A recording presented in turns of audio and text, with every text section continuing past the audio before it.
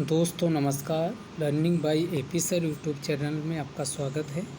इस वीडियो में हम यूपीपीएससी के सीसैट पेपर को हल करेंगे और इसमें कम से कम 2-3 सेट आपको ये सॉल्यूशन दिए जा रहे हैं। इनको ज़रूर आप हल कर लेना। बाकी जिनका कमज़ोर सीसैट है वो अपने आप भी सीसैट हल कर लेंगे।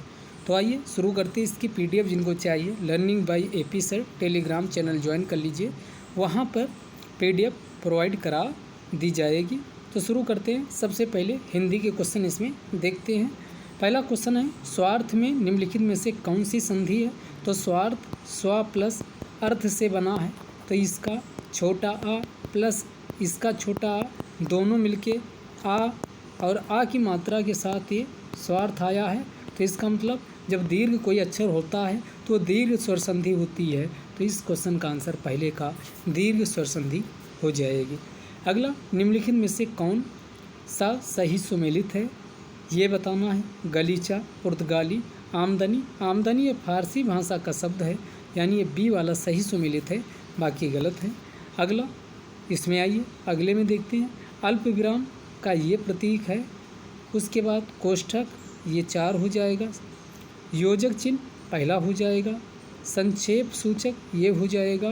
तो इसका आंसर क्या हुआ, यानी कि ए का 3, बी का 4, ए का 3, बी का 4, यानी डी ऑप्शन हो जाएगा इसका। अगला, उत्कर्ष का विलोम शब्द क्या होता? अपकर्ष होता। तो इसका आंसर सी हो जाएगा। अगले में तद्भव और तत्सम का, पहले तत्सम शब्द है फिर उसका तद्भव दिया, सही युग में क्या बताना है? तो ये आपका गलत लिखा हुआ। इसका अवश्याय का ओस हो जाएगा, ये डी ऑप्शन बिल्कुल सही है, बाकी सब गलत लिखे।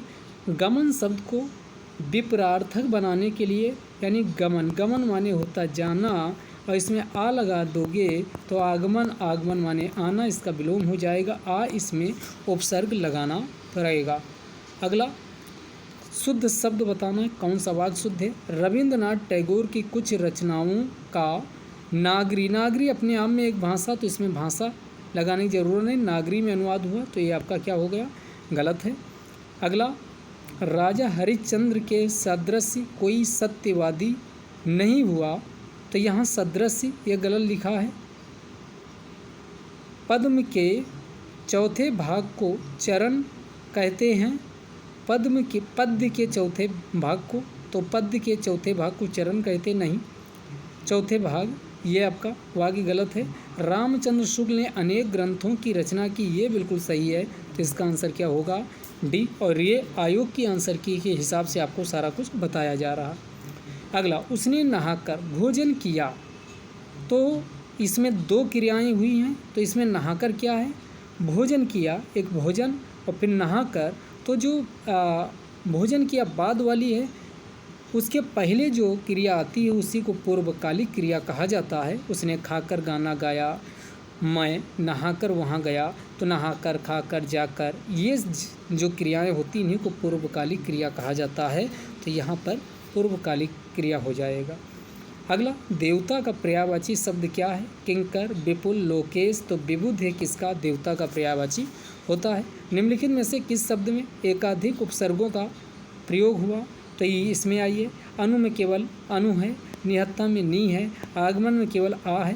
अब एक ही शब्द बचता है व्याकरण, तो इसमें बी प्लस आ प्लस करण, ये यानी 2 बी प्लस आ प्लस करण से बना व्याकरण। तो यहाँ पर कितने 2 उपसर्गों का प्रयोग हुआ है, तो इसका आंसर से क्या हो जाएगा, व्याकरण, यानी सी वाला सही होगा। महत्वपूर्ण कृति कृष्णायन उत्तर प्रदेश की बोलियों में से किस बोली में लिखी गई? तो उत्तर प्रदेश है, तो अपने आप क्या अवधी बोली, इसमें आप गेस भी करते तो लगा सकते थे, लेकिन यहाँ कृष्णायन से ब्रज, कई लोग गलती किए होंगे, हमने भी यही सोच के इसको ब्रज लगा दिया, गलत हो गया था, इसका अवधी बोली होगा। निम्नलिखित में से शुद्ध वर्तनी वाला शब्द कौन सा है? तो ये कौ इत्री गलत लिखा, कौ इत्री ऐसे लिखा जाता है, ये सही होगा। घनिष्ठ ये सही लिखा हुआ है। चिन्ह में ये हा के नीचे ना आता, ये इससे चिन्ह लिखा जाएगा। ईर्ष्या गलत लिखा, ईर्ष्या को ईर्ष्या इससे लिखा जाएगा। तो सही शब्द क्या है, घनिष्ठ, ये बिल्कुल सही शब्द, बाकी लिख के बता दिए। आजीवन में समास कौन है? तो आ प्लस जीवन, यानी जीवन भर, आजीवन। तो इसमें आ अव्यय का प्रयोग हुआ तो ये अव्ययी भाव समास हो जाएगा। तो इसका ऑप्शन भी सही है। हिंदी शब्दकोश में छा क्रम में निम्न में से किस वर्ण के बाद आता है? तो ये आपका का प्लस शा प्लस आ से मिलकर बना, तो का के बाद इसका स्थान आएगा।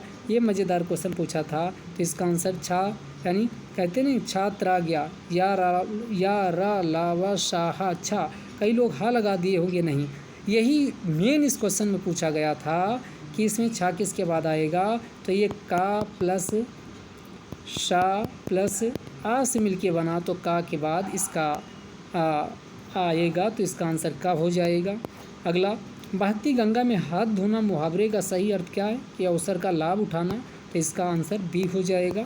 अगला, यहाँ पर गद्यांश दिया हुआ था कि प्रकृति ने मानव जीवन को बहुत सरल बनाया है, किंतु आज का मानव अपने जीवन काल में ही पूरी दुनिया की सुख समृद्धि बटोर लेने के प्रयास में उसको जटिल बनाता जा रहा। तो सबसे आसान है कि इसमें देख लो कि क्वेश्चन पहले देख लो क्या क्या पूछ रहा। आत्म संयम का तात्पर्य क्या है? इसमें हम देखेंगे क्या बताया गया। दूसरा, सत्ता चित्त का सही वर्तनी विश्लेषण क्या? तो हम बाद में देखेंगे। आज का मानव जीवन अधिक जटिल कैसे बना रहा है? गद्यांश के अनुसार भौतिक पदार्थ क्या हैं? तो ये आपका हो गया। अगला, फिर भौतिक पदार्थों प्रति इंद्रियों का प्रबल आकर्षण क्या है? आज का अर्थ, चलो तो बात करो। आइए, प्रकृति ने मानव जीवन को बहुत सरल बनाया, किंतु आज का मानव अपने जीवन काल में ही पूरी दुनिया की सुख समृद्धि बटोर लेने के प्रयत्न में है। ये क्वेश्चन हमको आया था तो उसको हम पहले कर लेते। यहाँ से देखिए, पूरी दुनिया की सुख समृद्धि बटोर लेने के प्रयास में उसको जटिल बनाता जा रहा। इस क्वेश्चन का देखिए, आज का मानव जीवन को अधिक जटिल कैसे बना, ये बिल्कुल यहाँ ये लाइनें लिखी हुई हैं। संसार की सुख समृद्धि को बटोर लेने के प्रयत्न में अपने जीवन को जटिल बना रहा। तो ये आप लगा दीजिए।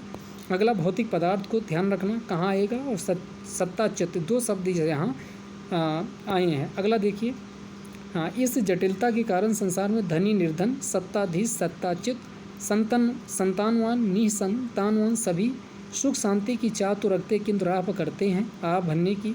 मरुमरीचिका के मैदान में जल की धधकती आग में शीतलता की चाह रखते हैं। विद्वानों का विचार है कि संसार में सुख का मार्ग है आत्मसंयम, किंतु मानव इस मार्ग को भूलकर सांसारिक पदार्थों में इंद्रिय विषयों की प्राप्ति में आनंद ढूंढ रहा। तो कहाँ? तो यहाँ देखिए, ये क्वेश्चन और इसमें आपका हो जाएगा। यहाँ से देखिए, आत्मसंयम क्या अर्थ क्या है? इंद्रियों के विषय के प्रति आकर्षण का संयमन, यही इसमें यहाँ की लाइनों में लिखा गया है। अंत में आपका गद्यांश के अनुसार भौतिक पदार्थ क्या? तो आगे देखते हैं पैसेज में। हाँ, परिणामतः दुख के सागर में डूबता जा रहा। आत्मसंयम का मार्ग अपने में बहुत स्पष्ट है, उसकी उपादेयता किसी भी काल में कम नहीं होती। इंद्रिय विषयों का संयम ही आत्मसंयम है, यहाँ लिख दिया गया। भौतिक पदार्थों प्रति इंद्रियों का प्रबल आकर्षण मानवीय दुखों का मूल कारण माना गया। उपभोक्तावादी संस्कृति के फैलाव से आकर्षण तीव्रता होता जा रहा। ऐसी स्थिति में याद रखना चाहिए कि भौतिक पदार्थ सुख तो दे सकते हैं, आनंद नहीं। अब यहाँ इस क्वेश्चन पे आइए, ये क्वेश्चन सीधा मिला। गद्यांश के अनुसार भौतिक पदार्थ क्या कर सकते हैं? सुख तो दे सकते हैं, किंतु आनंद नहीं। तो इसका आंसर डी हो जाएगा। अब बचा अंत वाला कि भौतिक पदार्थों प्रति इंद्रियों का प्रबल आकर्षण क्या है? तो यहाँ देखिए, आनंद का निर्जर आत्मसंयम से पूर्णता, उसकी मिठास अनिर्वचनीय और अनुपम है। इस मिठास के सम्मुख धन संपत्ति सत्ता सौंदर्य का सुख सागर के खारे पानी जैसा लगता है। भौतिक पदार्थ प्रति इंद्रियों का आकर्षण मानवीय कामना के कारण है, मानवीय सुखों के कारण, अमानवीय कृत्यों के कारण, मानवीय दुखों का मूल कारण। यहाँ देखिए, यहाँ भौतिक पदार्थों के प्रति इंद्रियों का प्रबल आकर्षण मानवीय दुखों का मूल कारण माना गया। मानवीय दुखों का सीधे सीधे पैसेज मिल रहा है। तो पैसेज बहुत आप ध्यान से करना। ये पैसेज के 1 2 3 4 5 क्वेश्चन आते हैं, वो फ्री फंड के 5 नंबर होते हैं। अब आइए सत्ताच्युत की बात कर लेते हैं। तो ये आधा सा plus uh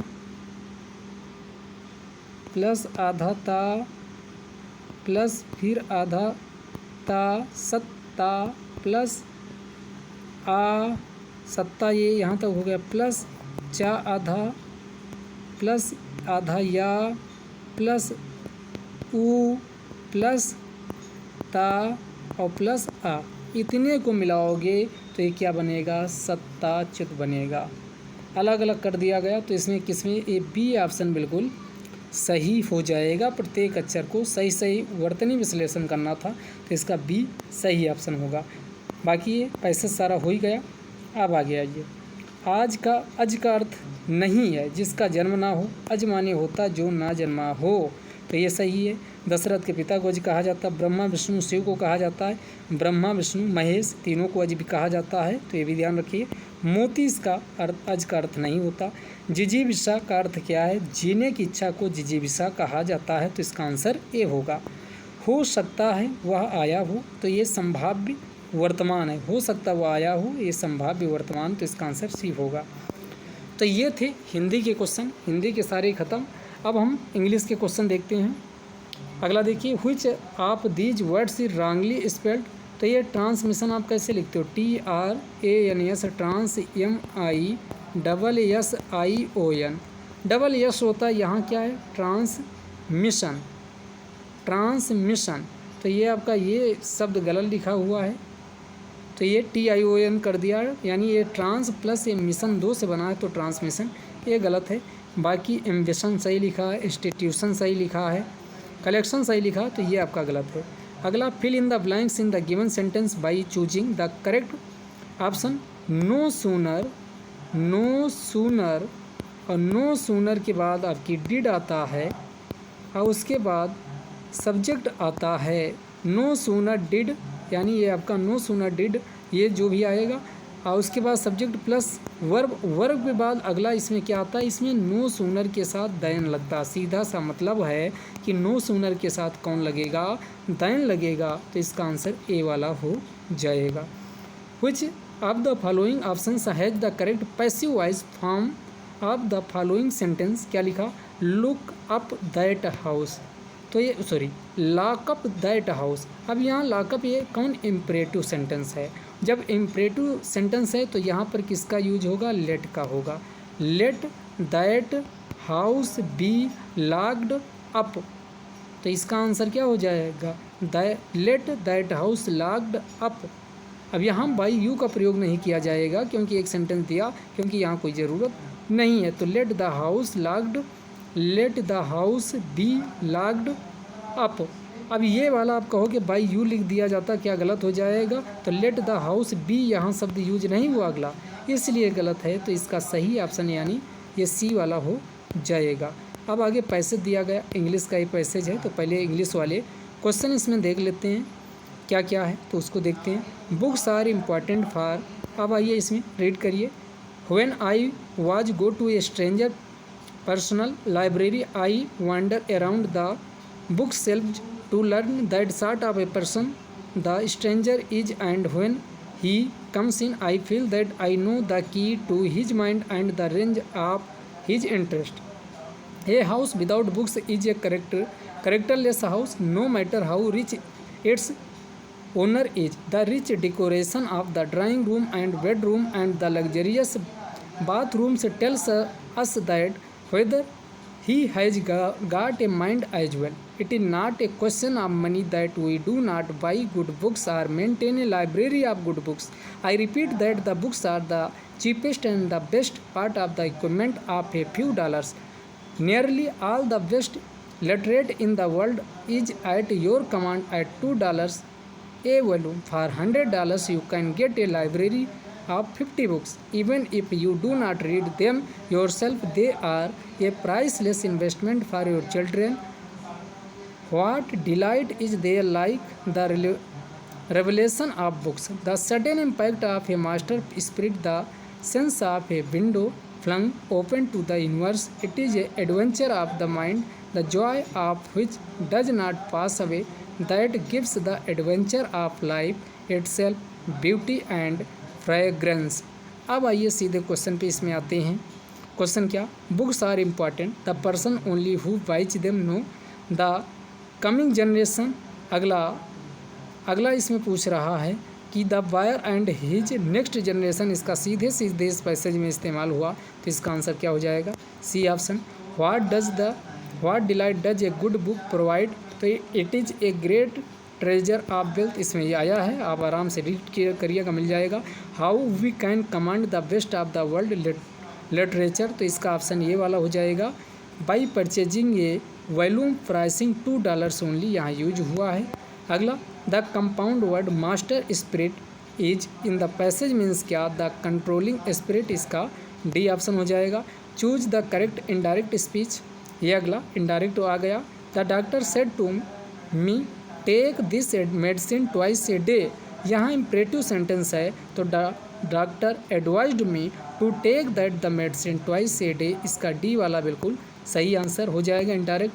choose the appropriate meaning phrase, put up with का मतलब होता है टॉलरेट यानी सहन करना, सहिष्णु होना, तो इसका आंसर ए हो जाएगा पुट अप विद। अगला, which one of the following is not included in paralanguage, तो पैरा लैंग्वेज का प्रयोग किसमें, वर्बल इंट्रैक्शन में पैरा लैंग्वेज का प्रयोग नहीं किया गया जाता है, तो ये आपका हो जाएगा। इसमें पूछ रहा निम्नलिखित में से कौन एक पैरा लैंग्वेज में सम्मिलित नहीं है, तो वर्बल जो इंट्रैक्शन होता है वो पैरा लैंग्वेज में सम्मिलित नहीं होता है, तो इसका आंसर बी हो जाएगा। अगला यहाँ क्वेश्चन ये पूछा गया, इसको कर लेते हैं। इसमें 3 समाचार पत्र हैं, ये बना लिए 3। पहला भरते हैं, 25 व्यक्ति समाचार यच पढ़ते हैं, तो ये आपका 25 हो गया, यानी एच हमने लिख दिया। उसके बाद 26 समाचार टी, तो ये हमने लिख दिया 26, इसको टी लिख दिया, पढ़ते हैं। उसके बाद 26 समाचार आई, तो हमने इसको आई लिख दिया, यहाँ पर भी 26 आई लिख दिया, तो 25 समाचार एच, 26 समाचार टी। अगला 26 समाचार आई पढ़ते, 9 दोनों एच आई यहाँ 9 भर दो। उसके बाद आइए 11 एच टी, 11 एच और एच, फिर से इसमें इस लाइन को रिपीट करिए, 9 एच आई, ये हो गया 9, कौन गया, ये आपका एच और आई ये वाला, ये खाना 9 हो गया। उसके बाद आपका 11 एच टी, ये खाना 11 हो गया। उसके बाद आगे देखिए 8 टी आई, और ये खाना 8 टी आई का हो गया। 3 ये तीनों पढ़ते हैं। अब क्या करना है, सबसे घटा देना, 11 से 3 गया 8 ये बचेगा, 9 से 3 गया तो 6 ये बचेगा, 8 से 3 गया 5 ये बचेगा। अब क्या करना है कि देखो, जो इन दो को ऐड करो भाई, ये वाला ए वाला और प्लस ए वाला, तब ये 25 से घटा दोगे, 8 × 14 3 17, 25 से 17 घटाओगे, कितना बचा, 8 बचा, ओनली वाला ये आ गया। यहाँ घटाइए, कौन आया है, 8 × 5 13, 13 × 3 16, 16 से 16 ये आपका 26 से घटाओगे, कितना, ये 8 है, 8 ये 8 × 5 13, 13 × 3 16, यानी 8 यहाँ आ जाएगा। इधर घटाइए, तो इधर आप घटाओगे तो ये आपका 6 आया है, और इसके बाद ये 5 6 5 11, 11 और 3 14, 14 यहाँ घटाओगे तो कितना आ जाएगा, 6 6 12 आ जाएगा। अब इन सबको ऐड कर लेना है, तो इन सबको ऐड करोगे, 12 और 1 में ये 10 बचेगा, ये किसी में गलत घट गया, ये 10 बचेगा इसमें, तो 12 8 20 और 10 30 ये आंसर आ जाएगा। इसको आप निकाल लीजिएगा इस तरीके से, इसका आंसर 30 आएगा। आगे, in the context of a decision making personal probability are commonly referred to a, निर्णय लेने के संदर्भ में व्यक्तिगत संभाव्यताओं को आमतौर पर क्या कहा जाता है। जब भी निर्णय को लिया जाता है वो सब्जेक्टिविटी को या अपने आप में समाहित किए होता, सब्जेक्टिव प्रोबेबिलिटी इसी को कहा जाता है। जो व्यक्तिगत संभावनाएं, एक होती है पर्सनल प्रोबेबिलिटी, और जो पर्सनल होती है सब्जेक्टिव को इंडिकेट करती हैं। ध्यान रखिएगा, इसमें कोई भी डिसीजन लेते समय जो पर्सनल प्रोबेबिलिटी होती है उसमें ऑब्जेक्टिविटी आप ला ही नहीं सकते। तो उसमें इसी को क्या कहा जाता है कि निर्णय लेने के संदर्भ में व्यक्तिगत संभाव्यताओं को आमतौर पर सब्जेक्टिव प्रोबेबिलिटी के नाम से जाना जाता है।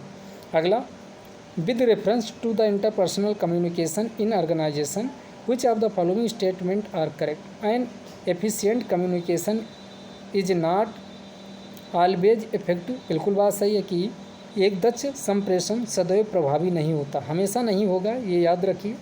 An effective communication is not always efficient, एक प्रभावी संप्रेषण सदैव दक्ष नहीं होता। ये भी आपका दोनों स्टेटमेंट यहाँ पर सही हैं, क्योंकि हमेशा ये कोई ज़रूरी नहीं कि दक्ष हो, तो यहाँ पर सी ऑप्शन हो जाएगा। कभी कभी ये दक्ष होगा, कभी कभी आपका नहीं होगा। अगला रीजनिंग का क्वेश्चन ये शायद है।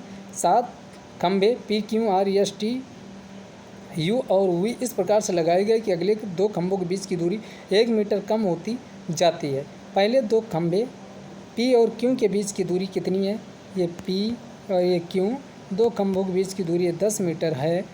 तो पहले खंभे और अंतिम खंभे V के बीच कितना, यानी इसका बीच का डिफरेंस कितने मीटर कम होती चली जाती है। हाँ, अगला क्या कह रहा है कि इनके बीच की दूरी कितनी, ये आपका 1 मीटर कम होती चली जाती। और कितने खंभे लगाए गए? 7। n का मान कितना है? 7 है।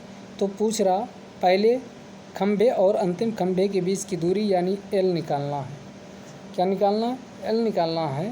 तो इसका आप ये सीरीज वाले से भी निकाल सकते हो, वैसे भी निकाल सकते हो पहले और अंतिम खंभे के बीच की दूरी क्या होगी। तो आप ऐसे कह सकते हो कि इसमें 7 खंभे हैं, तो एक आपका कितना हो जाएगा, इनके बीच की दूरी P और Q के खंभे के बीच की दूरी 10 मीटर अंतिम, यानी तो कितनी, यानी ये P यहाँ खंभा मान लो, Q यहाँ, तो ये आपका कितना 10 मीटर, फिर 9 मीटर, फिर 8 मीटर, फिर 7 मीटर, फिर 6 मीटर, फिर 5 मीटर। गिन लो कितने खंभे हुए, यानी 1 2, यहाँ से गिनो 1 2 3 4 5 6 के बाद 1 7, यानी 3 मीटर तक जाना है। अब इन सबको ऐड करो, 10 9 19 60 27 7 34 6 30 5 45। अब पूछा गया है कि पहले खंभे P और अंतिम खंभे V के बीच की दूरी कितनी है। तो एक बार फिर से इसको ऐड कर लीजिए, यानी 10 और 9 19 और 8 27 7 34 34 34 और 6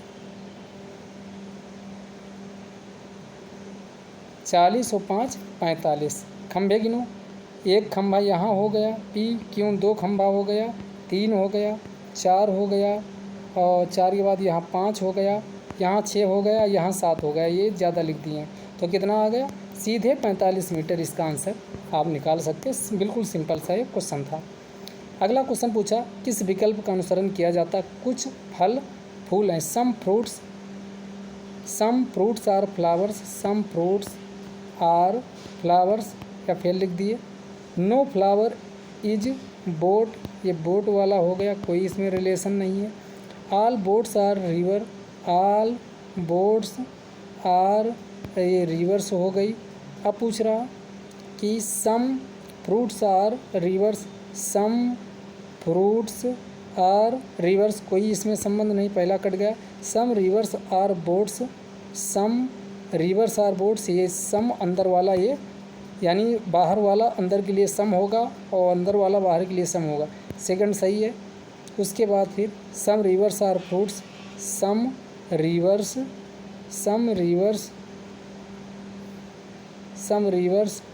आर फ्रूट्स, ये भी गलत है।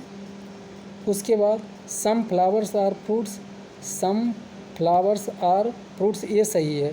तो इसमें क्या 2 और 4 इसका अनुसरण करते हैं, तो 2 और 4 इसका सही आंसर हो जाएगा। आगे, communication will be effective if it is delivered slowly and clearly. कब ये आपका कम्युनिकेशन कब प्रभावी होगा? जब स्लोली और क्लियरली दिया जाए तब। डिलीवर्ड यूजिंग अप्रोप्रिएट मीडिया, उचित साधन का प्रयोग किया जाए। Received and intended by A sender, received immediately, तत्काल प्राप्त किया जाए तो इसका आयोग ने जो आंसर माना वो आपको लगाना। संचार प्रभावी तभी होगा यदि वो तत्काल रूप से जब दिया जा रहा हो तभी प्राप्त किया जाए, तो इसका आंसर डी होगा। जब दिया जाए तब प्राप्त किया जाए तो ये आपका प्रभावी होगा। अगला क्वेश्चन रीजनिंग का पूछा, यदि बीते कल के पहला का दिन, बीते कल के पहला का दिन शनिवार था, यानी परसों शनिवार था, तो आने वाले कल के बाद परसों शनिवार, तो कल रविवार, आज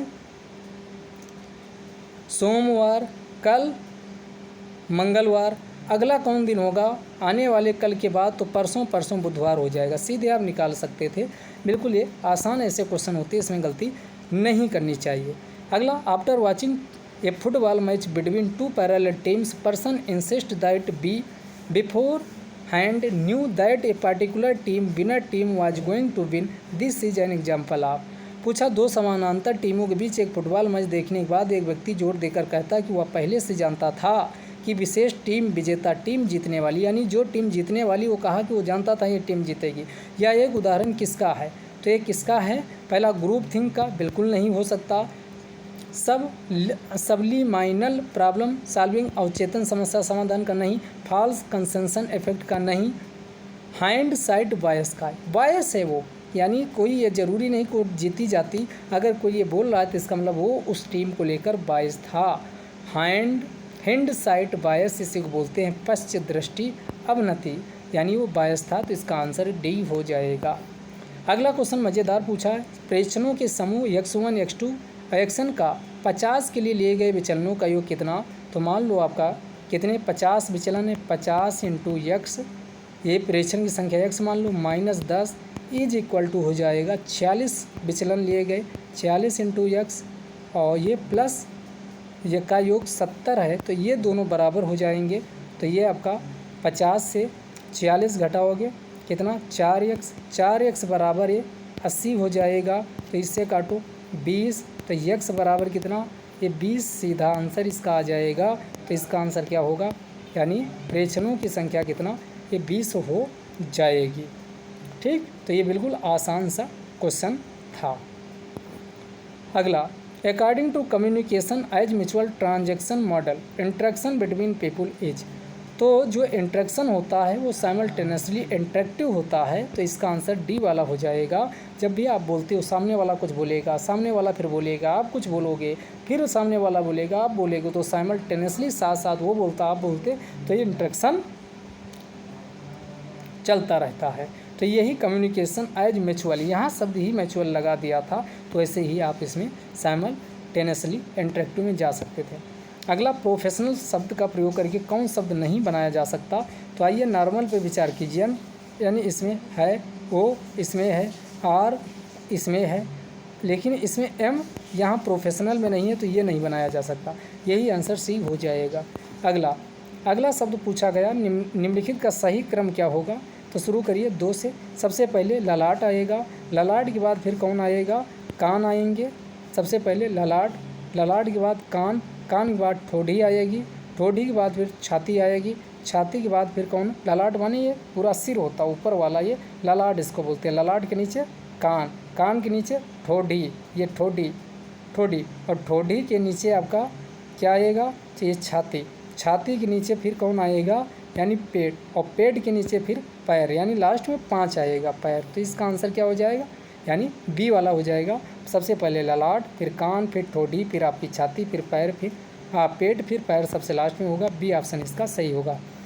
अगला, which one of the following is A basic method of affecting behavioural change, यानी व्यवहार किसी को परिवर्तित करना, उसका आधारभूत प्राविधि कौन सा हो सकता है? तो उसका कम्युनिकेशन क्या होगा, communication, recording, optimal rest, rhythmic evolution, तो यहाँ कम्युनिकेशन इसका सही आंसर हो जाएगा।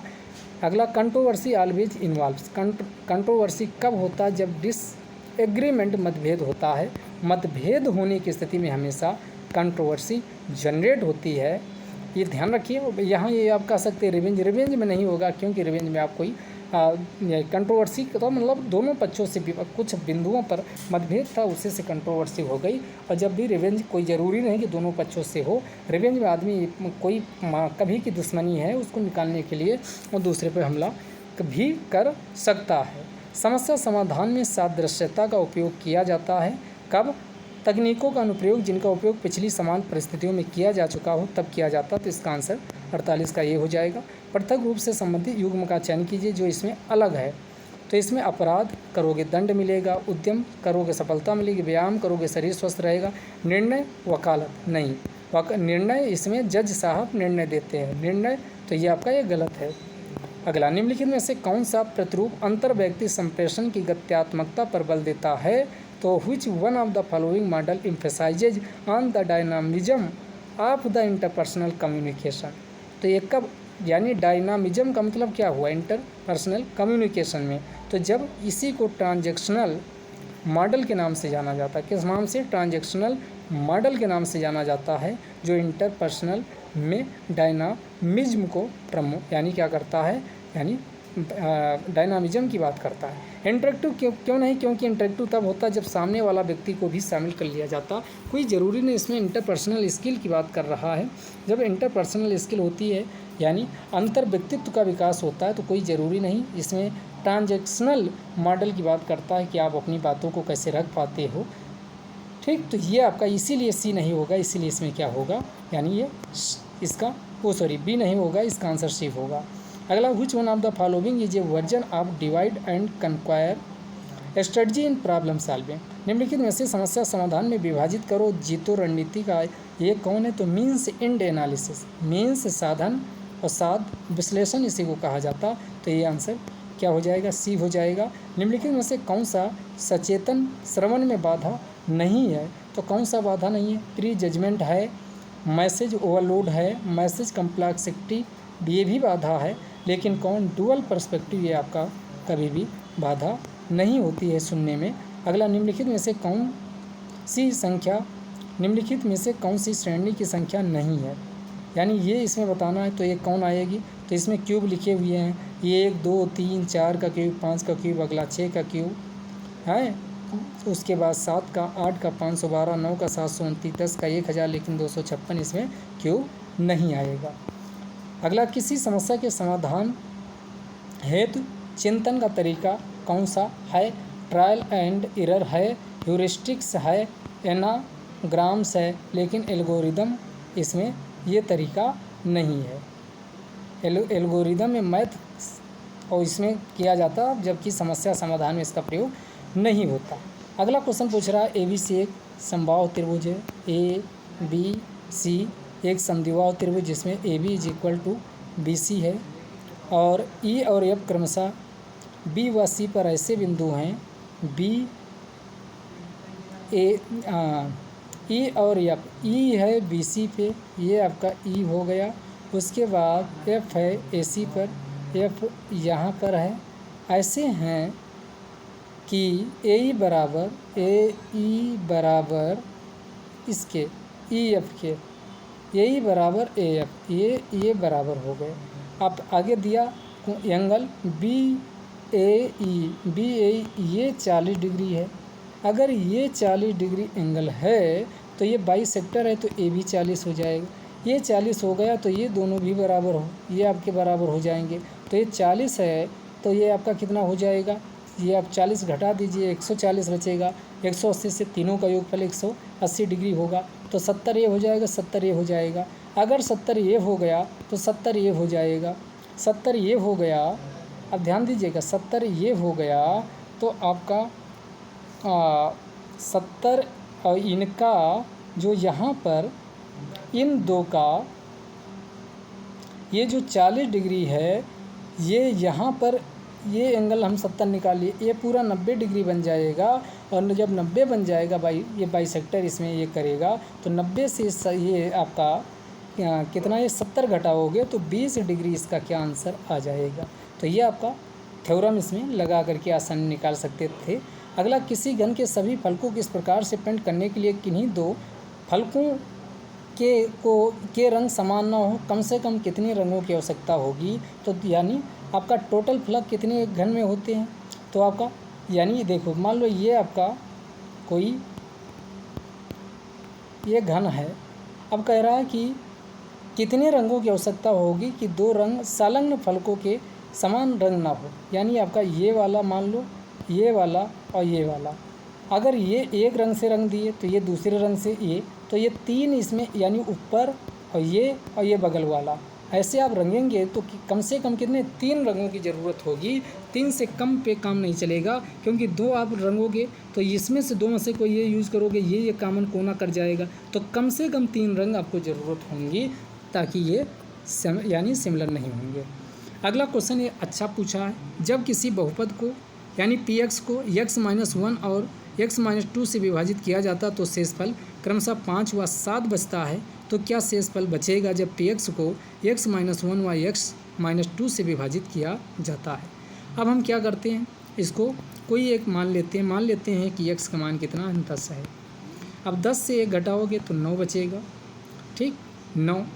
ये आपका 9 और 9 से जब भाग दिया जाता है px को, तो ये आपका कितना शेषफल आता है, शेषफल 5 बचता है। वहीं पर आपका x-2 यानी 10 x का मान माने हो तो ये 8 आ जाएगा। जब px को आप 8 से भाग देते हो तो भागफल कितना आता है, ये 7 आता है। आपको पता है कि भाज्य बराबर होता है, ये px बराबर भाज्य बराबर होता है, px बराबर भाज्य बराबर भाजक, और भाजक ये 9 हो गया, इंटू भागफल मान ले और प्लस शेषफल यानी पहले वाले में 5 आ गया। ये दूसरे वाले में से px आप निकालोगे तो px बराबर इसमें कितना 8, इसमें 8 से भाग दोगे तो 8 इंटू इसको भी के मान लिए और प्लस इसमें शेषफल कितना 7 बचा। अब ये दोनों px ये दोनों इस क्या हो जाएंगे बराबर, तो आपका क्या बना, अब इसको हटा रहे 9x + 5, ये बना 9x 9k + 5 बराबर 8k + 7। तो इसको इधर लाइए, 9 से 8 1 के बराबर यानी 7 - 5 के बराबर कितना आ गया 2 आ गया। अब जो k का मान 2 आया है, अब इसमें आप जो माने थे यानी ये आपका कितना आया था भाज्य, यानी px का मान पहले निकाल लो तो बराबर ये कितना आया था कि भाज्य बराबर भाजक हमने यानी क्या ये आया था, तो पहले वाले में कितना आया था यानी x ये कितना 9 आया था, 9 x का मान 2 आया, ध्यान रखिए 9 के और प्लस कितना आया था, प्लस भागफल 5 ऐड किए थे, तो 9 × 2 + 5, 9 दूना 18, 5 23, यानी कि जो भाज्य आया है ये कितना आ गया, ये 23 आ गया। अब इसमें आगे क्या कह रहा, 23 को किससे भाग दिया जाए, x - 9 यानी 10 लियो 9 इंटू इसका x-2, तो यहाँ पर कितना यानी कितना हो जाएगा x ये 9 आ गया, ये 10 में से 2 घटाओगे 8 आएगा, तो ये बराबर कितना 23 × 9 = 72, यानी ऊपर वाली संख्या छोटी है तो यानी 23 शेषफल बच रहा जब 72 से भाग दिया जाता। इसका मतलब हुआ कि इसमें कौन सी संख्या है जिसमें x का मान जो 10 रखे हो वो रखने पर ये क्या यानी 23 प्राप्त हो जाए। तो इसमें रखिए 10 दूना 20 से 21 होगा, 10 दूना 20 से 19 होगा, ये नहीं 10 दूनी 20 से ये 3 घटाओगे 17 होगा। इसमें रखिए 2 × 10 और प्लस 3 करोगे, 10 दूनी 20 और 3 23, तो इसका सही जवाब क्या हो जाएगा, ये वाला बिल्कुल सही जवाब हो जाएगा। ये क्वेश्चन तनिक अच्छे स्टैंडर्ड का था, ये क्वेश्चन ठीक ठाक पूछा। तो ऐसा क्वेश्चन में आपको ना आता हो तो वहाँ उलझिए मत, इसको छोड़ दीजिए। अगला क्वेश्चन पूछ रहा है purposely manipulating information in the communication process is called. तो ये संप्रेषण प्रक्रिया में सूचना को जानबूझकर हेरफेर करना यानी अपने आप सूचनाओं को तोड़ मरोड़ करके पेश करना, इसको क्या कहा जाता है, इसको फिल्टरिंग कहा जाता है। जानबूझकर हेरफेर करना ये फिल्टरिंग कहलाता है। ये इसका आंसर ए हो जाए। अगला कह रहा है कि इसमें परिवर्तन किया गया, जब परिवर्तन किया जाएगा यानी 18 और प्लस को क्या कहा गया, तो प्लस का इंटू की प्लस कहाँ गया, हाँ इसमें कह रहा है कि 18 प्लस का इंटू, हाँ प्लस का इंटू किया जा रहा है, तो इसमें जो पहला वाला इसको आप बदल करके हल कर लेना, ये हल करोगे ये पहला वाला मान इसमें सही आ जाएगा, चेंज कर लेना। अगला संख्याओं की युग्म का चयन कीजिए जो अन्य से भिन्न है। तो आइए देखते हैं।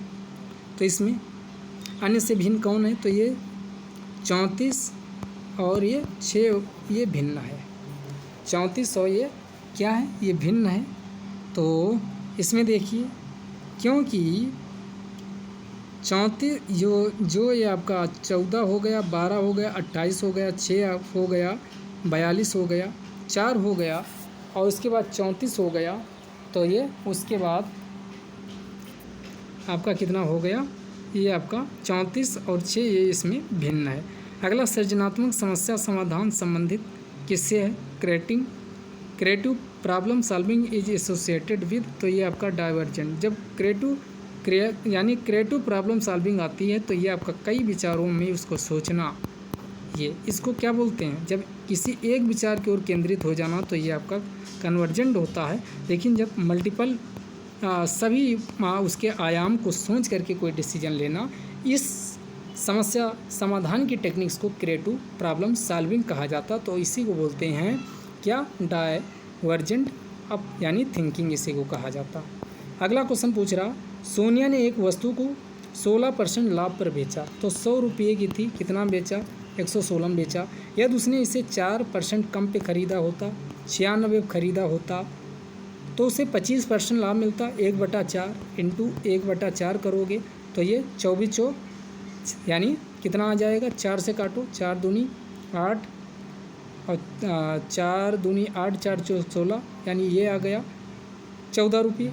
और 14 रुपये इसमें, हाँ आगे क्या, यदि उसने 4% कम पे ख़रीदा होता तो 96 में ख़रीदा है और 8 रुपये अधिक पर बेचता, ये 8 रुपये अधिक पर बेचा तो उसे 25% का लाभ होता। तो ये इसमें ऐड कर देना है।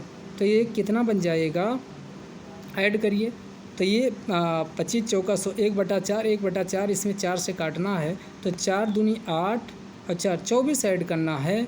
अब 96 और 24 ऐड करोगे तो कितना, 120 हो जाएगा। कितना, 120। 120 और 116 में कितना गैप है, 2 का। और लेकिन सवाल में आपका कितना दिया, 8 रुपये दिया है। तो 1 पे कितना आ जाएगा, 4 आ जाएगा।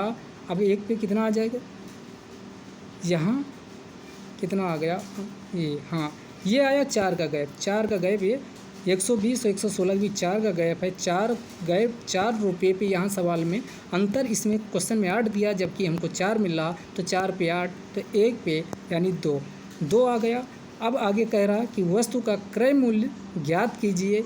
तो ये आपका 100 आपने वस्तु का क्रय मूल्य माना है, 100 इंटू इसको क्या कर दोगे 2, तो इसका आंसर क्या हो जाएगा, यानी 200 रुपये हो जाएगा। तो इसका आंसर कितना, 200 रुपये हो जाएगा। बिल्कुल आसान सवाल पूछा था।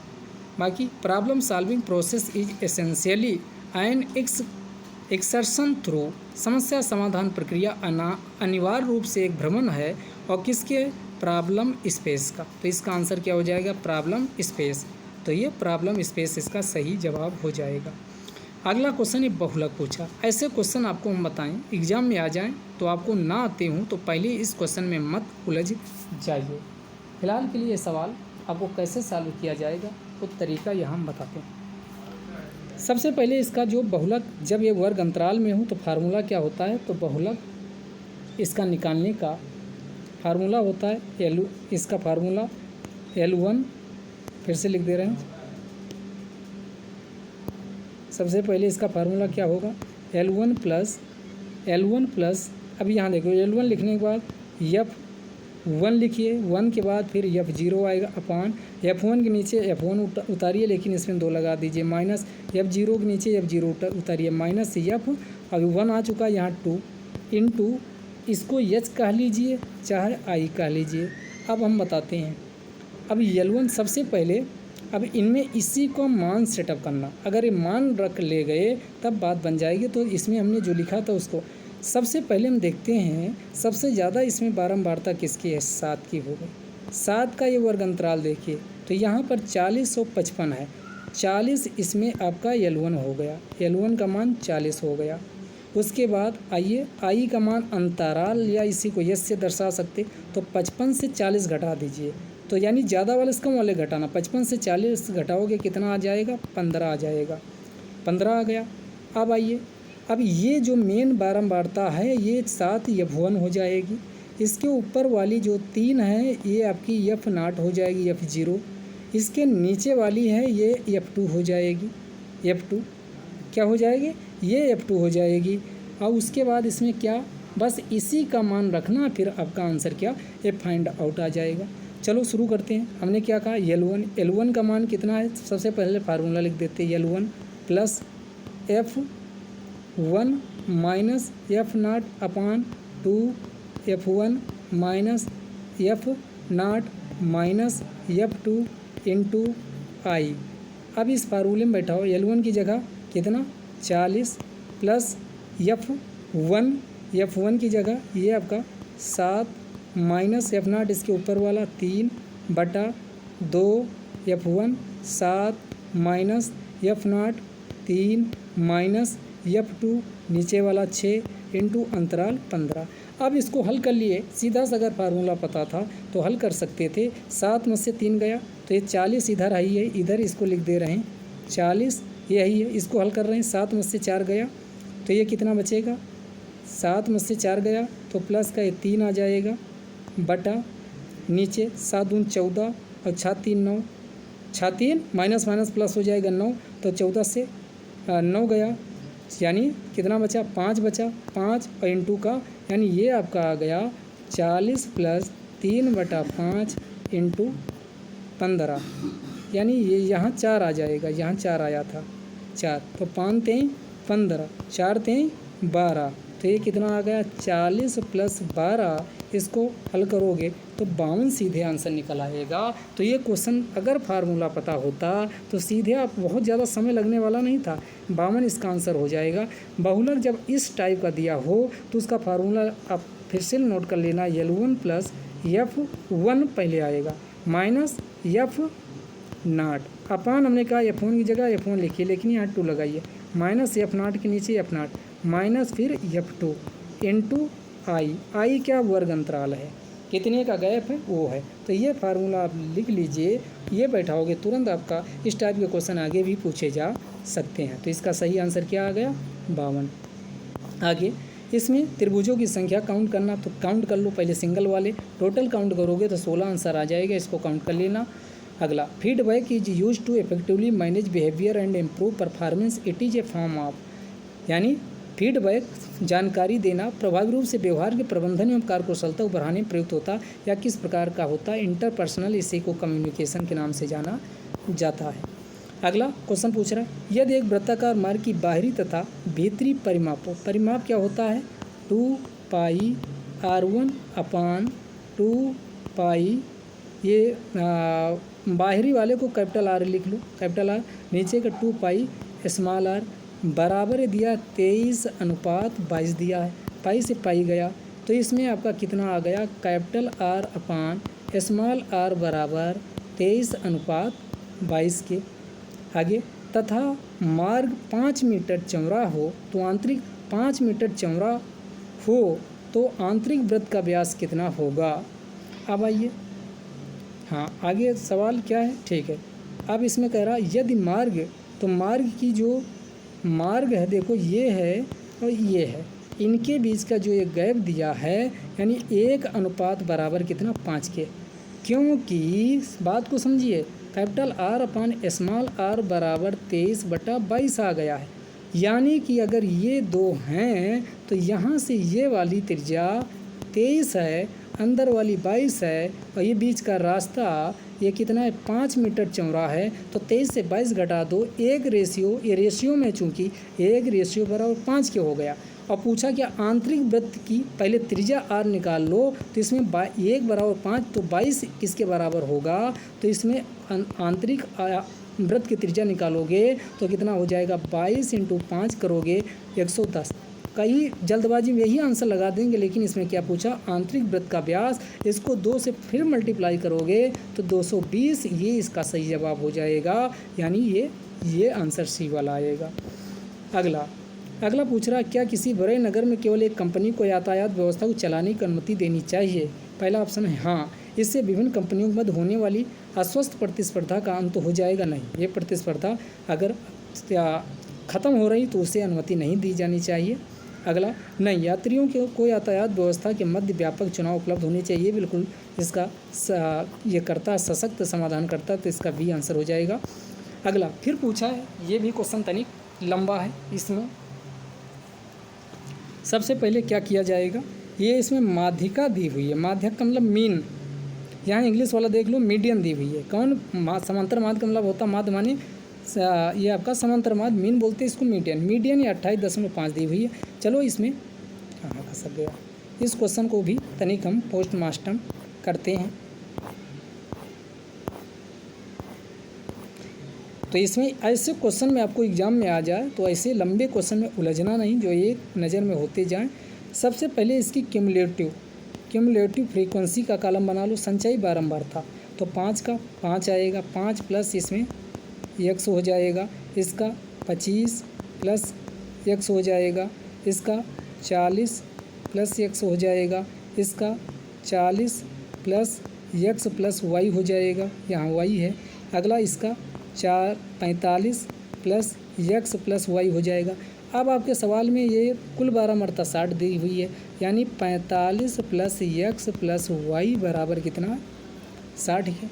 अब यहाँ से x प्लस y निकालोगे तो 60 से 45 यानी ये 15 आ गए, एक ये बन गया। अब आइए इसमें फार्मूला लगाइए, यानी जो बारंबारता दी 28 दशमलव कितनी दी है? 28.5 दी है, और 28.5 किस वर्ग अंतराल में आएगा? तो ये 20 इस वाले में आएगा, ये। अब इसके ऊपर वाला ये लेना है। अब इसके ऊपर वाला क्या लेना, अभी बात समझ में आ जाएगी। 20 ये L1 का मान हो गया, 20 नीचे वाला। बारंबारता फ्रीक्वेंसी इसकी 20 हो गई, ठीक, कितनी? 20 हो गई। अब इसमें अगर हम फार्मूला लगाते हैं, अब माध्यिका का फार्मूला आपको याद होना चाहिए। कैसे याद रखना है, तो आइए लगाते हैं। इसका formula L1 plus n/2 minus cumulative frequency एक बटा इसका f इंटू आई। पीछे आई लिखा था तो इसमें भी हमने आई लिख दिया, यानी L1 plus n/2 minus CF upon f into I. यहाँ भी वही फार्मूला लगा दीजिए। तो आइए इसमें लगाते हैं। L1 का मान कितना निकल आया, यानी ये 20 आया है, तो इसका हम क्यूमुलेटिव लगाएंगे तो 20 प्लस फार्मूले में क्या था, फार्मूला याद करिए, L1 प्लस n/2, n का मान कितना है? 60 है, बाई 2 यानी 30 हो गया, माइनस क्यूमुलेटिव। अब इसका क्यूमुलेटिव फ्रीक्वेंसी कितनी सी आई थी, तो इसमें आई थी ये 5 x प्लस 5 आई थी, x प्लस ये 5 आई थी, ये बटा कितना था? f, यानी बटा f का मान कितना है? फ्रीक्वेंसी, टोटल फ्रीक्वेंसी 60 है, ये आया था इतना। और ये बरा इंटू आई निकालोगे तो इसमें 20 से घटाओगे n/2, नीचे का क्या था, हाँ कि ये n/2 एक कर लिए, तभी ये आपका 30 बचा है, ठीक। n/2 बटा f यानी 60 आ गया, और यहाँ पर आपका कितना? ये 10 आ जाएगा, ये 0 चला जाएगा है, तो आपका ये कितना आ जाएगा? अब इसको अगर हल करें तो इधर आपका 28.5 बन रहा था, और इधर आपका आ जाएगा कितना आया था? L1 20 आया था, और प्लस यानी यहाँ x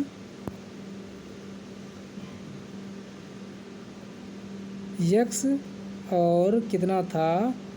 n/2, n का मान कितना? 60, यानी 60 का मतलब हुआ n/2, n आया था 60/2 यानी 30 आया था। इसको एक ध्यान दीजिए, 28.5 बराबर 20 प्लस, स्पेस कम है तो लिखने में दिक्कत हो रही है, यानी ये 30 आया था, माइनस x -5 बटा और नीचे ये 20 आया था, है ये इतना मान आ गया। अब 20 से इससे मल्टीप्लाई कर दो, ये 17 हो जाएगा, 17 और ये कितना हो जाएगा 17। यहाँ x का मान आ जाएगा,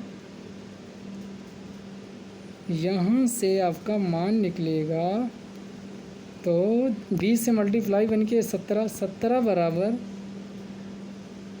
कुछ यहाँ गलत हुआ है इसमें, आप उसको तो ये करने पे यहाँ आना चाहिए, ये आपका 25 आएगा, यहाँ 25 और माइनस का x आएगा।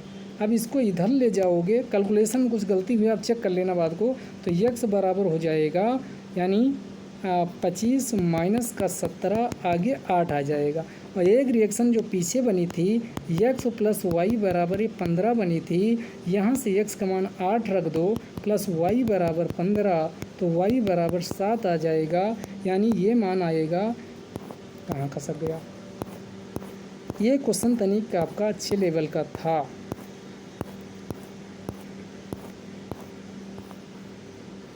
अच्छा ये हो चुका था, ये भी हो चुका।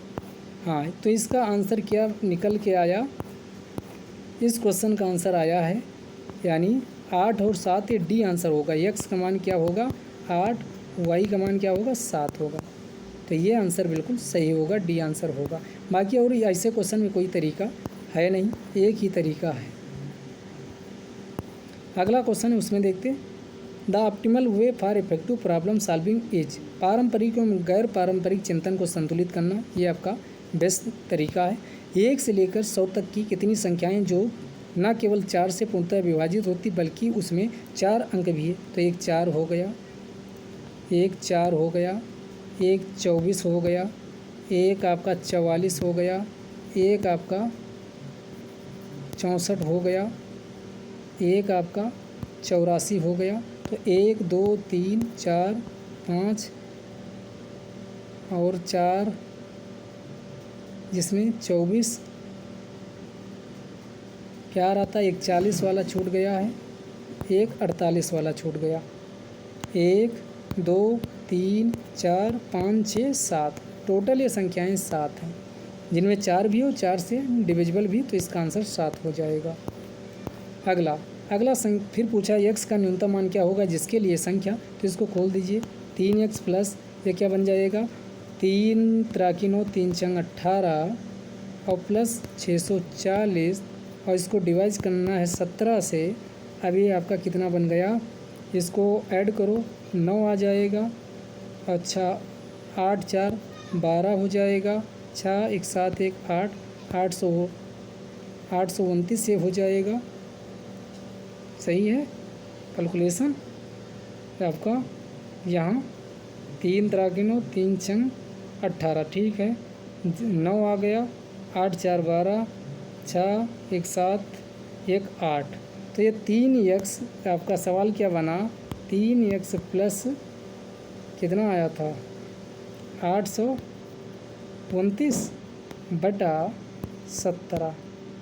सबसे पहले इसको काटिए, तो ये काटोगे 17 से तो 17 चौको 68, 4 68 और इधर बन गया 2 68 और 82, यानी 12 14 49 बन गया, और 17 3 51, 17 3 51 2, यानी 15 बचेगा, यानी ये 15 बच रहा।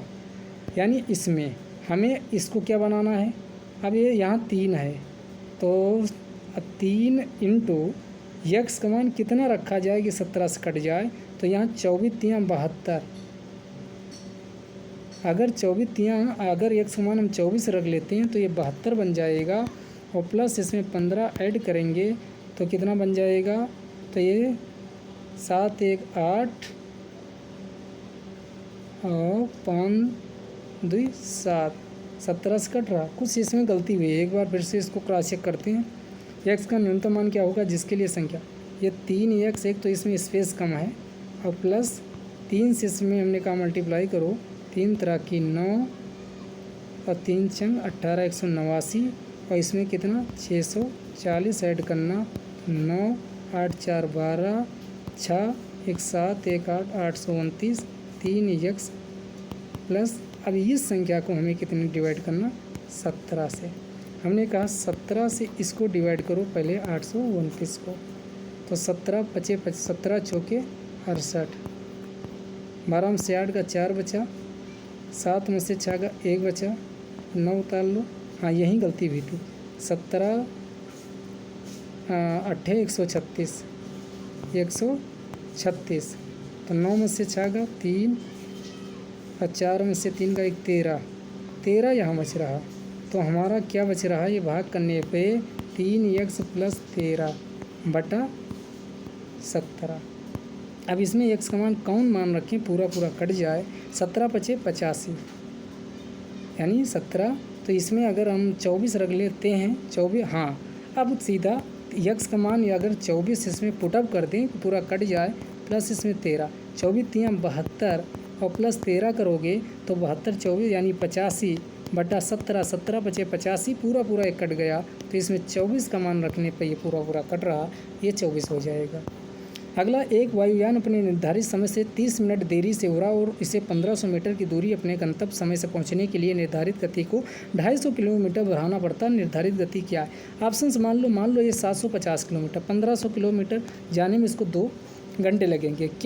क्योंकि आप इसमें 1500 दूरी बटा चाल 750 करोगे 0 ये 2 घंटे लग गया। अब ये 250 बढ़ा लिया तो इसकी चाल कितनी हो गई, 1000 हो गई, तो 1000 बटा दूरी अभी 1500 ही है, 1500 है, तो ये 2 जीरो कट गए, तो ये 1.5 1.5 घंटा लगा, और पहले 2 घंटा लगता था, जब चाल बढ़ा लिया तो इसके 1.5 घंटे लग रहे हैं, 30 मिनट कम, और यही सवाल में आपके क्या दिया 30 मिनट ये देरी ये पूरा कर लेगा। तो इसका सही आंसर 750 घंटा, बाई ऑप्शन तुरंत आप इसको लगा सकते थे। अगला, with reference to decision making which statement is correct, निर्णय लेने में कौन से कथन सही है? अगला, ह्यूमन रेशनलिटी इज लिमिटेड, बिल्कुल बात क्या है, सही है, क्योंकि मानव कभी भी पूरी तरीके से तार्किक नहीं हो सकता, उसकी लिमिटेशन है। Any individual can improve his decision making through practice, yes आप प्रैक्टिस करते हो तो सुधार हो जाता है, जैसे मैथ में जितने प्रैक्टिस करोगे उतने ही 1 और 2 दोनों सही हो जाएगा। The most frequently cited sources of interpersonal conflict is, तो इसी को पुअर कम्युनिकेशन कहा जाता है, कमज़ोर संप्रेषण कहा जाता है। किसमें अंतर्वैयक्तिक संघर्ष का सबसे अधिक किसमें उद्धृत स्रोत क्या होता है, तो पुअर कम्युनिकेशन की वजह से होता है। अगला, सूर्योदय के बाद एक सुबह मोहन और सोहन एक लान में एक दूसरे की ओर पीट करके खड़े हैं, यानी मोहन सोहन एक दूसरे की ओर पीट करके खड़े हैं। सूर्योदय कौन पूरब में होता है, तो पूरब में एक दूसरे की ओर पीट करके खड़े हैं, तो इसका मतलब क्या हुआ कि एक पीट करने का मतलब हुआ एक पूरब की ओर है, अगर पूरब की ओर है और तो दूसरा पूरब का उल्टा क्या हो जाएगा, पश्चिम की ओर, यानी पीछे है, तभी पीट करके आपका खड़ा होगा। अगला, मोहन की छाया, पहला नाम मोहन की छाया उसके ठीक बाईं ओर पर रहे तो सोहन का मुंह किस दिशा में होगा? अगर मोहन सूर्योदय की तरफ है मोहन, तो ये आपका सूर्योदय मतलब पूरब की तरफ है, मोहन पूरब की तरफ है, और पूरब की तरफ है तो मोहन की छाया उसके ठीक बाईं ओर पर रही, तो सोहन का मुंह किस में है, तो सोहन का मुंह ये दक्षिण की तरफ हो जाएगा। लॉजिकली सोचेंगे तुरंत आपका ये आंसर निकल आएगा। अगला, इसमें फिर पूछ रहा है इसमें क्या होगा, तो इस वाले में 7 चौक 28 से बन रहा, 5 दूनी 10 इसमें आ जाएगा, एक ही ऑप्शन, काम खत्म। वैसे ये 5 15 मल्टीप्लाई करके लिखा गया है। आगे, यदि कोई व्यक्ति किसी समस्या का समाधान अपने पूर्व अनुभव के आधार पर करने का प्रयत्न करता तो उसे क्या कहा जाता? मेंटल सेट, पहले से ही मेंटल सेट था, उसके मेंटल सेट कहा जाता। अगला, यहाँ पर F6 है, I 9 है, S 19 है, H 18 है, उसके बाद फिर 6 को 3 किया गया, 3 घटाया गया है, तो वैसे यहाँ 9 से 3 घटाओगे कितना बचेगा, तो यानी 11 K में आएगा, ऐसे आप लिखोगे KRPH इसमें आ जाएगा, कोडिंग बन जाएगी। AB से किसी कार्य को 20 30 और 60 दिन में कर सकते हैं, तो ये आपका इसका अलग अलग कैपेसिटी, ए की कैपेसिटी कितनी आ गई, तो 20 60, ये 3 आ गई, बी की 20 दूना 60, 60 51 60, सी की 1 आ गई। अब आगे क्या पूछ रहा, यदि कितने दिनों में ए उस कार्य को पूरा कर सकता है यदि वह प्रत्येक तीसरे दिन बी और सी द्वारा सहायता प्राप्त करता है। हर तीसरे दिन बी और सी उसको मदद करता, तो पहले ए 3 किया, फिर 3 किया और लास्ट में 3 यानी 6 यूनिट किया, तो 6 3 9 और कितना हो गया, 6 3 9 9 3 12 हो गया। यानी 3 दिन में वह कितनी यूनिट करता, 12। तो इसमें यूनिट कितना, 60 यूनिट है, तो 12 को 5 से मल्टीप्लाई कराओ और इधर 5 से कराओ, तो 12 पंची 60 है, पूरी यूनिट बन जाएगी। 15 दिन यहाँ आ जाएगा। तो इसका सही जवाब क्या निकल आएगा, 15 दिन। अगले क्वेश्चन की ओर चलते हैं। एक व्यक्ति को इशारा करते हुए एक आदमी ने एक महिला से कहा, उसकी माँ, ठीक, उसकी माँ तुम्हारे पिता की इकलौती पुत्री है, तो उस महिला का उस व्यक्ति से किस प्रकार संबंध, तो ये माता का सीधे संबंध निकलेगा। किसी वार्षिक चक्रवृद्धि ब्याज की दर से 1200 की धनराशि 2 वर्षों में 1348.32 हो जाती है। तो अब इसमें मान लो ये 6, तो ये 6 + 6 + 6 × 6/100, तो 6 12 + 6 36/100, तो ये कितना हो जाएगा, ये आपका 2 अंक बाद दशमलव लग जाएगा यहाँ, तो ये कितना आ गया, यानी 12.36 ये आपका आ गया। तो ये आपको 1200 2 वर्षों का ये निकल आया, यानी 12.36% की दर से ये 2 वर्षों को बढ़ेगा। अब इसका 1200 के साथ ये इसका निकालोगे तो कितना, ये 12 से मल्टीप्लाई करो, 12 72, 12 36, 36 और 7 7 13 ये आ गया, और 12 24 और 4 28, यानी 3 2 लास्ट में मिल रहा है कि नहीं मिल रहा है ये, तो ये सीधे इसका 6% ऐसे आप निकाल सकते थे, ये प्राप्त हो जाएगा। अगला एक त्रिभुज ABC में कोई त्रिभुज, ये देखो ये बना हुआ है, इसमें ये ABC है, तो ABC में ये आपका चित्र गलत बना हुआ, फिर से बना दे। एक त्रिभुज ABC है, ABC। अब इसमें कह रहा है AB 3 सेंटीमीटर है, ठीक है, इसको सही से बनाओ। एक त्रिभुज ABC है, ये 3 सेंटीमीटर है, BC 4 है, BC ABC ये 4 सेंटीमीटर है, ये B 90 डिग्री है, ठीक है। व्यास AB वाला वृत्त ये AC को D पर प्रतिच्छेद करता है, यानी इससे एक ये वृत्त बना दिया गया, ये D पर प्रतिच्छेद करता है, D हो गया। और वृत्त D पर स्पर्श रेखा, इस पर एक स्पर्श रेखा खींच दी गई। BC को E पर, यानी ये E पर इसको काट रहा, ठीक, तो ये 90 डिग्री है, तो ये आपका इस रेखा को भी 2 काटेगा, 4 है तो 2 ये हो जाएगी। ये आपकी थ्योरम है, सीधे थ्योरम इसमें, क्योंकि ये 90 डिग्री था, तो ये आपका बराबर इसको कोई स्पर्श रेखा खींची जाए और इसमें 90 डिग्री हो, तो इसको क्या करती है, 2 बराबर भागों में काटती है। अगर 4 है तो 2 ये होगा, 2 ये होगा, तो इसका सही आंसर क्या हो जाएगा, 2 सेंटीमीटर इसी हो जाएगी। अगला, निम्नलिखित में से कौन सा असंगत है। 15 अगस्त, 26 नवंबर, 26 जनवरी सब मनाया जाता है, इसमें 14 नवंबर अलग हो जाएगा, बाकी राष्ट्रीय स्तर के ये जयंती हैं। अगला ABC, इसमें देखो 2 तरीके से हल करते हैं। एक तो ये आपका AQ + BQ + CQ + 3ABC बराबर 0 होता। एक तो ये पुट कर सकते, या फिर दूसरा तरीका इसमें मान रख सकते, A का मान 1 रख लीजिए, B का मान 1, C का मान 1 रखेंगे तो ये 0 + A0 + A0 + ये सब मामला 0 बना देगा, तो इसका आंसर क्या होगा, 0 आ जाएगा। तो जो तरीका आसान लगे आप कर सकते हैं। अगला, समान समूह के सदस्यों के मध्य संप्रेषण को क्या कहा जाता है, जब आपका पैरेलल ये यहाँ व्यक्ति है, यहाँ इनके बीच आपस में होता तो इसको लेटरल कम्युनिकेशन के नाम से जाना जाता। पेंड को इतना लिखा जाता है, एक्सेल को इतना, तो इसी से एक्सेप्ट को छांट करके अच्छा लिखोगे तो पहला वाला ऑप्शन 45, 79, 78 हो जाएगा। समस्या समाधान में वर्तमान जानकारी को रूपांकित किया जाता है किससे? इंटरनल मेंटल रिप्रेजेंटेशन से। तो समस्या समाधान में जो वर्तमान जानकारी है वो इंटरनल मेंटल रिप्रेजेंटेशन से प्रदर्शित होती है।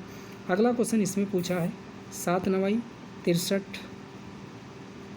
63 और उसके बाद फिर इसमें, अब इसमें देखो, जब ऐसे सवाल में आप उलझने लगो तो सबसे आसान तरीका क्या है? इनके बीच का अंतर निकालो, तुरंत ये सवाल आपका बनता चला जाएगा। तो इनके बीच का गैप निकालो, तो गैप निकालोगे तो कितना आ जाएगा? यानी 21 का। इनके बीच का गैप निकालो तो 11 में से 8 गया, 4 बचा है, और 5 में से यानी 34 का अंतर आ जाएगा, 28 और इसमें। फिर अगला गैप निकालो, 4 में से 3 गया, 1 बचा,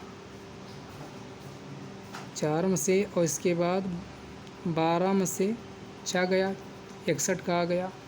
ठीक, अब इनके बीच इसमें पूछ रहा कौन संख्या गलत है। अब इनके बीच का गैप फिर से निकालो, 11 में से 4 गया, 7 बचा, 5 में से 3 गया, 2, 27 गए।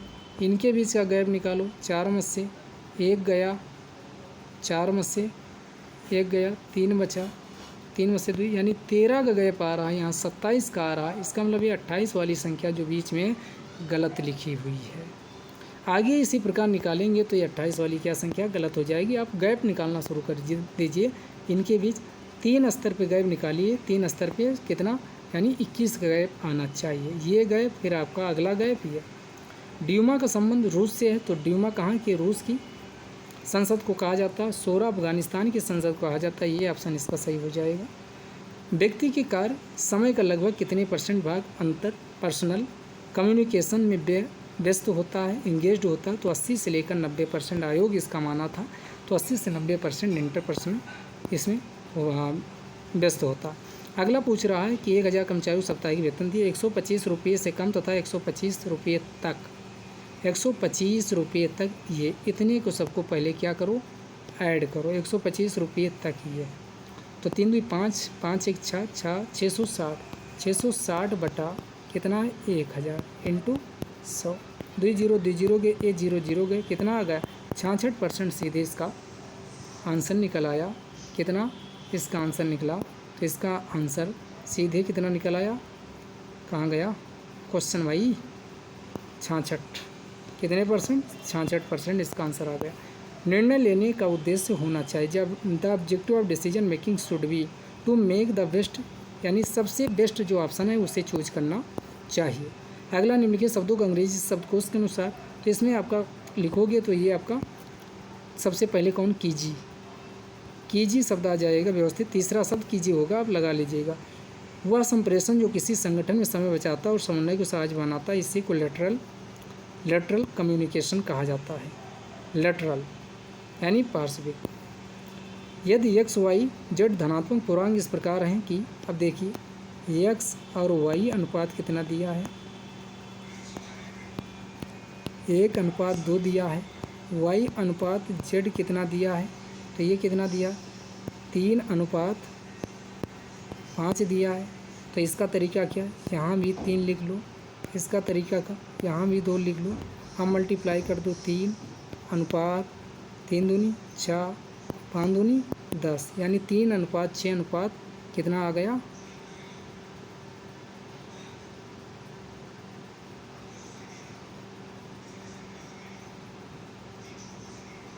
कितना आ गया? तो आगे देखिएगा। तो इसमें हमने कहा कि ये x अनुपात y बराबर कितना आया था? 1:2 दिया था। उसके बाद ये आगे 3:5 था। तो हमने कहा यहाँ पर ये 2 लिख लो, यहाँ पर ये 3 है, 3 लिख लो। ये अनुपात 3:6:10, तो ये कितना आ गया? 3:6:10 x अनुपात y अनुपात z आ गया। अब पूछा है कि 5x minus 3y plus Z का संभव मान क्या होगा।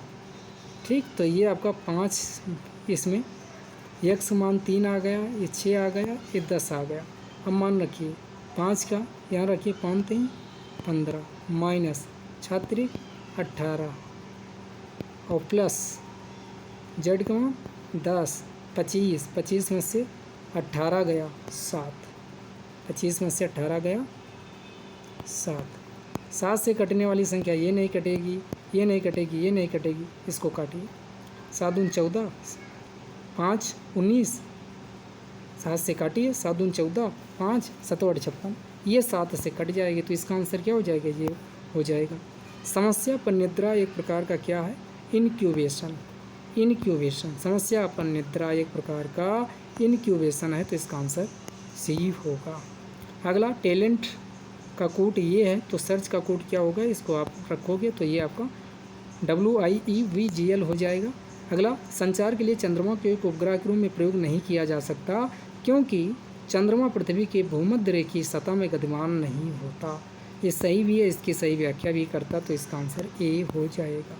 लास्ट क्वेश्चन है कि in order to satisfy the psychological needs of competence relatedness and autonomy and effective repertoire of which skills are necessary, सक्षमता, संबद्धता और स्वायत्ता की मनोवैज्ञानिक आवश्यकताओं को पूरा करने के लिए किन कौशलों का एक प्रभावी भंडार आवश्यक है, तो अंतर पर्सनल स्किल। तो ये थे आपके 100 क्वेश्चन जो हमने आपके सामने प्रस्तुत किए। लगभग आपका कितना समय लगा, 1 घंटा 16 मिनट लगा। तो ऐसे वहाँ भी आप सवालों को सॉल्व कर सकते जबकि हमने सारे सवाल सॉल्व किए हैं। ठीक, तो ये आपका आराम से इसमें 60-65 क्वेश्चन आप कर सकते, जो इसमें उलझाऊ टाइप के क्वेश्चन थे उनको नहीं करते तब भी। तो आप लोग पेपर अच्छे से, बाकी पेपर अब हो सकेगा तो 20 का भी सॉल्व करवा देंगे। क्वेश्चन बहुत कठिन नहीं पूछा जाता, बस आपको सॉल्व करने का तरीका आना चाहिए। प्रैक्टिस कर लीजिए, मेन सुसाइड का मतलब प्रैक्टिस ही होता है। ये वीडियो यहीं तक, अगले वीडियो में फिर मिलते हैं। तब तक के लिए आप वीडियो देख करके और PDF जिसको चाहिए Telegram learning by AP sir Telegram channel पे प्रोवाइड करा दी गई, वहाँ से इसको डाउनलोड कर सकते हैं। तब तक के लिए जय हिंद।